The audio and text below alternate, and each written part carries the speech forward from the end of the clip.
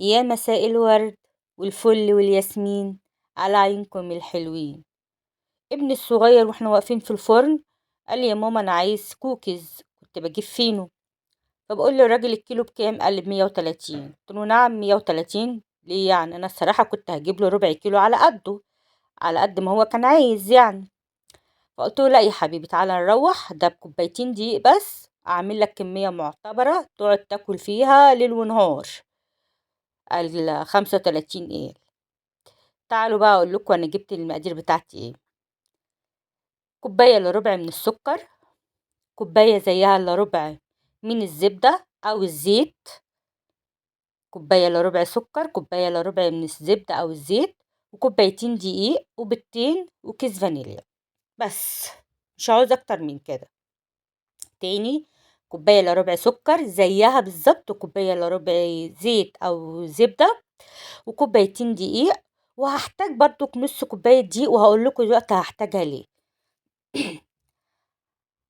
كده هنفقش البيضتين وهنحط عليها الفانيليا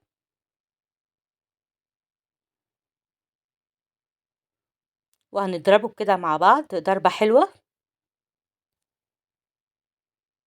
عايزة اقول لكم انا ما كنتش محضره لها خالص، ولا عندي شوكولاتة شيبس ولا اي حاجة خالص. انا طلعت من تحت وقلت عشان ما زعلوش، عشان كان نفسه فيها. قال لي يا ماما كنت جبتها، قلت له يا حبيبي 35 جنيه اعمل لك انا بكوبايتين دقيق بس كمية كبيرة ليه؟ يعني ده بيضحكوا علينا والله. فقلت بقى ايه اصرف نفسي واعملها له عشان ما يزعلش. بس حطيت هنا بقى الزبده بتاعتي طبعا بدرجه حراره الغرفه، وطبعا انتوا عارفين احنا في شتاء، فالزبده بتبقى مجمده شويه. فانا لقيت المضرب السيليكون كده مش هيمشي معاهم، فجبت المضرب ايه السلك اعمله بيها. انا كان في امكاني كنت اعملها بالهاند بلندر، بس انا قلت برضك عشان لو انت ما عندكيش تقدري تستخدمي المضرب السلك. لو عندك مضرب كهرباء استعمليه، عايزه تستعمليه في الخلاط او بالبلندر تمام مفيش مشكلة. هنا كنت خلاص ضربت طبعا البيض مع الزبدة مع الفانيليا. هحط بقى ايه كوباية الا ربع من السكر، عايزة تحطي سكر بودر عادي خشن عادي اللي يعجبك. كده كده هيدوب وهيبقى زي الفل.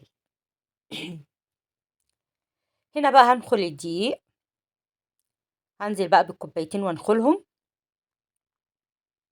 واهم حاجة طبعا ان انت لازم تنخليه عشان العجينة تطلع هشة معاكي وحلوة.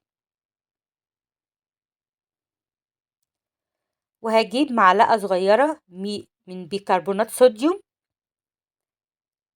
لو ما عندكيش بيكربونات صوديوم ممكن تحطي كربونات عادي، بس بيكربونات صوديوم دي بتخليها طعمها زي اللي هي بتتباع في المحلات بالظبط، ما بتفرقهاش عنها. ورشة ملح صغيرة خالص. بصي هي مقاديرها عاملة زي مقادير الكيكة بالظبط، باختلاف بقى ايه ما بنحطلهاش لبن. لكن ديت هتبقى العجينة دي هنلمها ايه بالمكونات السائلة بتاعتها دي بس. كده بقى بنلم العجينة بنقلبها. هي العجينة بتاعتها بتكون ملزقة شوية، ما بتبقاش متماسكة. هتشوفوا دلوقتي انا هعمل فيها ايه. هقلبها كده. هي كده هي محتاجة دقيق تاني، بس انا هقول لكم انا هعمل ايه قبل ما احط لها دقيق. بص انا هاخد هنا نص الكمية في بولة تانية، والنص التانية اخليه زي ما هو. ليه بقى؟ هنا بقى انا حطيت بتاع 3 معالق دقيق او 4، طبعا انت على حسب الدقيق اللي بتستخدميه بتشوفي انت هتحتاجي ايه، بس بتنزلي بالتدريج كده وتشوفي ملمس العجينة. ليه انا زودت هنا الدقيق؟ عشان هنا ديت اللي هعملها العجينة البيضة. الناحية التانية بقى هزودها كاكاو. هو ده الفرق اللي خلاني اقسم العجينة. لكن انت لو مش هتشكلي شيء ابيض وشيء بالكاكاو تمام، خليها زي ما هي في البولة بتاعتك، وحطي نص كوباية دقيق كمان عليها. برضو بتنزلي عليه بالتدريج. حابة تعملي كله بالشوكولاتة خليه زي ما هو، وزودي ايه 3 معالق كده من الكاكاو، 4 لحد ما العجينة تلم معاكي شوية. زي ما قلت لك العجينة بتفضل سايلة. طبعا انا العجينة الاولانية اللي انا خلصتها البيضة ديت حطيتها في التلاجة شوية لمدة نص ساعة كده، بتخليها ايه عشان ايه تتماسك شوية، لان احنا مش عايزين نزود الدقيق عشان ما تبقاش مكتومة، احنا عايزينها تبقى هشة وحلوة.